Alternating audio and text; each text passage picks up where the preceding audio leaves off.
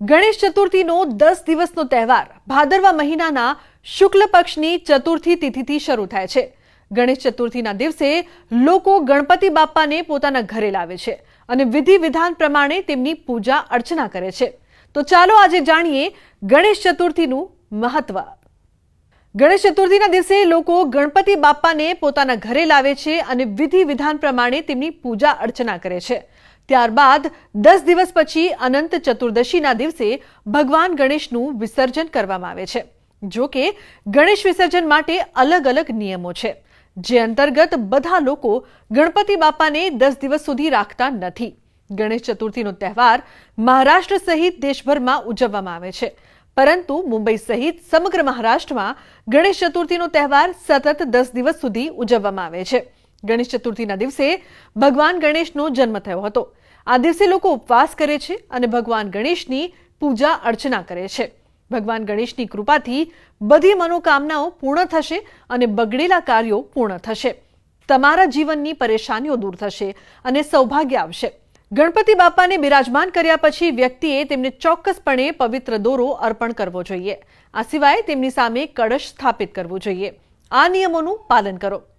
ગણેશ ચતુર્થીના દિવસે ભગવાન ગણેશની જમણી સૂંઢવાળી સુંદર મૂર્તિ ઘરે લાવવી જોઈએ। ગણપતિ બાપ્પાની આરતી ઘરના દરવાજે કરવી જોઈએ અને પછી તેમને ઘરમાં લાવવા જોઈએ।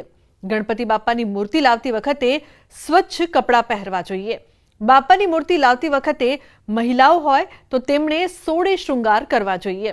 ઘરની જે જગ્યા પર બાપ્પા બિરાજવાના છે તે જગ્યા સારી રીતે સજાવવી જોઈએ। આ ઉપરાંત જ્યાં બાપ્પાને બિરાજમાન કરવાના હોય ત્યાં લાલ રંગનું કપડું પાથરીને તેને શુદ્ધ કરવા માટે ગંગાજળનો છંટકાવ કરવો જોઈએ। ગણપતિ બાપ્પાને બિરાજમાન કર્યા પછી તેમને પવિત્ર દોરો અવશ્ય અર્પણ કરવો જોઈએ। તેમની સામે કળશ સ્થાપિત કરવું જોઈએ। ભાદરવા મહિનાના શુક્લ પક્ષના ચતુર્થીના દિવસે ગણેશ ચતુર્થી આવે છે। ગણેશ ચતુર્થી ભગવાન ગણેશજીના જન્મોત્સવ નિમિત્તે મનાવવામાં આવે છે। ગણેશ એટલે ગણોના ઈશ્વર જેટલો પણ સમૂહ છે એમાં જે મુખ્યત્વે હોય એને ગણેશ કહેવાય। ભગવાન ગણેશજી વિઘ્નોના નાશ કરતા દેવ છે। ભગવાન ગણેશજી બુદ્ધિના એટલે કહેવાય કે બુદ્ધિ શક્તિના દેવતા કહેવાય છે। ગણેશજીનો જન્મ કેવી રીતે થયો હતો? મા પાર્વતીના પડસેવામાંથી જ્યારે માએ એક પૂતળું બનાવી અને એને સજીવન કરી અને જ્યારે એને રક્ષણ માટે મૂક્યા છે ત્યારે ભગવાન ગણેશજી માતાજીના દ્વારપાલ બન્યા। ભગવાન ગણેશજીના ચતુર્થીના દિવસે ભગવાન ગણેશની જે શ્રદ્ધા અને ભાવથી જે પૂજા કરે છે એના જીવનમાં વિઘ્નો આવતા નથી। વિઘ્નોની સામે લડવાની શક્તિ પ્રાપ્ત થાય છે। તો આજના અમારા આ અહેવાલમાં બસ આટલું। ફરી મળીશું એક નવી અને મહત્વપૂર્ણ જાણકારીની સાથે, પરંતુ આ વિડીયોને આપ ખાસ લાઈક કરજો અને વધુમાં વધુ શેર કરજો। મળીએ એક નવા વિષયની સાથે જલ્દી। નમસ્કાર।